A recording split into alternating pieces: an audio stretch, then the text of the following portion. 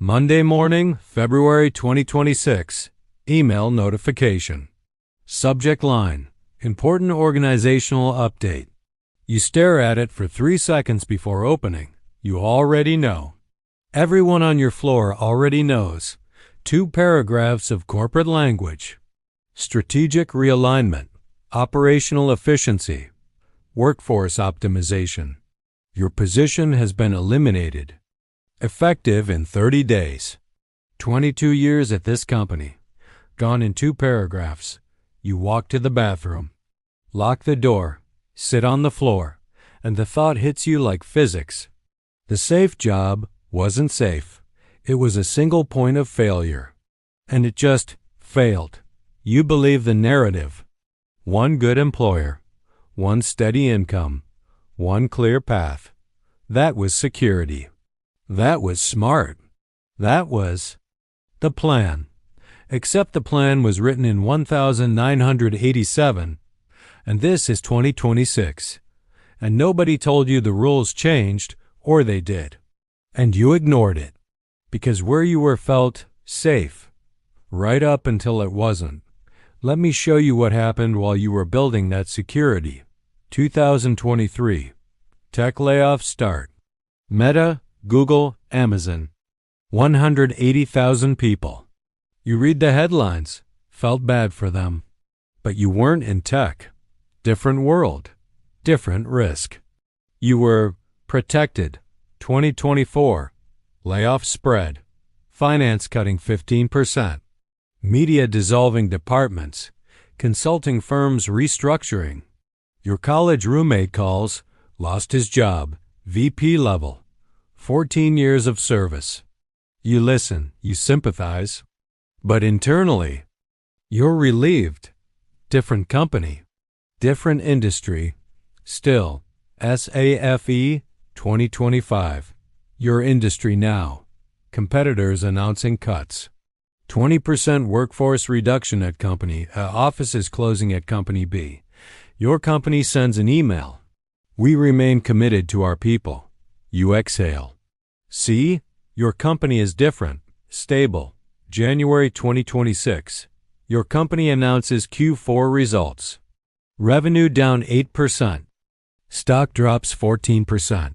Emergency all hands meeting. CEO talks about headwinds, market challenges, need to adapt.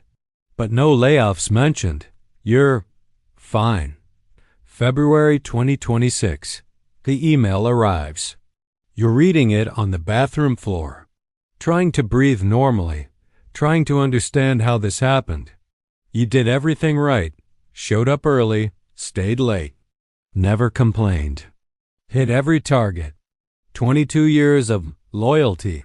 And loyalty bought you 30 days notice. Here's what you missed while you were feeling secure. Every year you stayed in that one job, you weren't reducing risk. You were concentrating it. 1 income stream feeding everything. Mortgage, car payments, kids' tuition, insurance, retirement contributions. All dependent on one source. And when that source cuts off, everything stops immediately. That's not security. That's maximum exposure. Your friend Marcus saw it differently. 5 years ago, he started something on the side. Weekend consulting. You thought he was crazy, splitting his focus, dividing his energy, risking his performance at his real job, unsafe. This morning, Marcus got the same email. Position eliminated. He's sitting at his kitchen table right now. Not on a bathroom floor. Running numbers. Consulting business generates $4,000 a month. Not enough to replace his salary, but enough to cover rent and buy time. He has 12 client relationships already built. A portfolio of work he can show. A reputation outside these walls. He's worried. But he's not destroyed. You? 1 income? Now, 0 income. Severance covers 3 months. Then what? You don't have clients. You don't have a side business. You don't have income diversity. You have depth. 22 years of depth. in systems only this company uses, in processes only this department follows, in knowledge that just became worthless. Stop here for a second. Pull up your resume right now. Look at your skills. How many of them mention your company's internal tools? How many reference processes specific to this place? How many only matter? Here? Now imagine explaining those to someone who's never heard of this company. That's what you're about to do.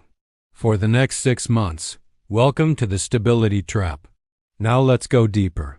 This is how it worked. Year 1 at the company. You learn their systems, SAP configuration specific to them, reporting structure nobody else uses, approval workflows unique to this culture. You got good at them. Year 5, you're excellent at them.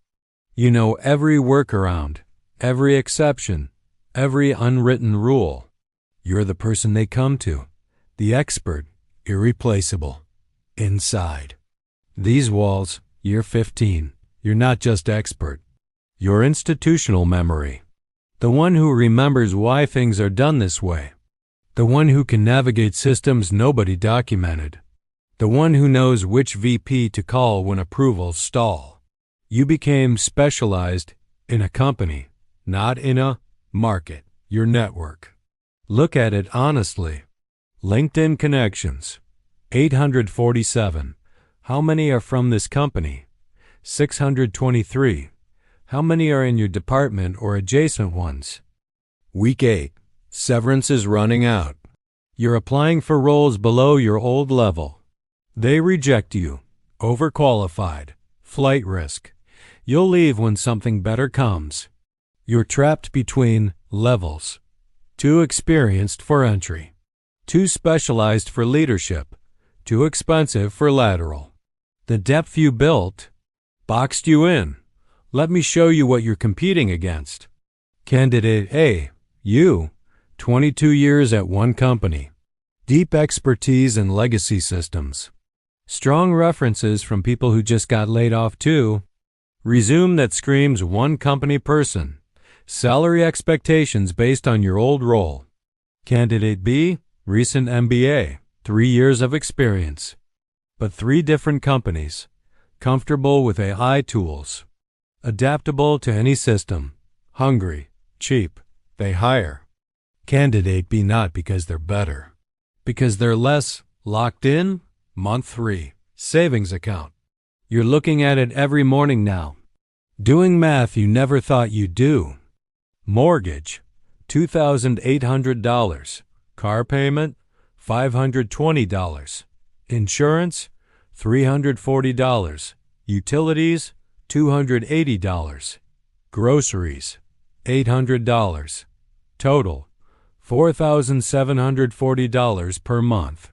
Savings remaining, $18,000. Months until zero, 3.8 months. Then, what? Your spouse asks the question you've been avoiding. Should we sell the house? You built equity here. 15 years of payments, but equity doesn't pay bills. And you need cash.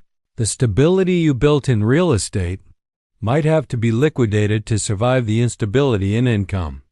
The irony is perfect. Month 5, you take a job. Different industry, different role. $52,000. Your old salary was $94,000. You negotiate. They don't move. You accept. Because month 6 is coming. And month 6 is when savings hit zero. $52,000 is better than zero, but it doesn't cover your expenses. Not even close. Your retirement account. You pull up the projection. It was based on contributing $12,000 per year until age 65, retiring with $1.2 million. Comfortable, secure. But now? New salary can't support $12,000 annual contributions. Can barely support $2,000. Run the new projection. Retirement at 65. $340,000. That's not retirement. That's catastrophic shortfall. The stability you sacrificed everything to build just evaporated. Here's what nobody told you. The riskiest financial position isn't having multiple small bets. It's having one big bet, one employer, one income, one set of skills, one industry, one path. Because when that one thing breaks, and it will break, you don't have fallback. You have free fall. Marcus is different. He lost his job too.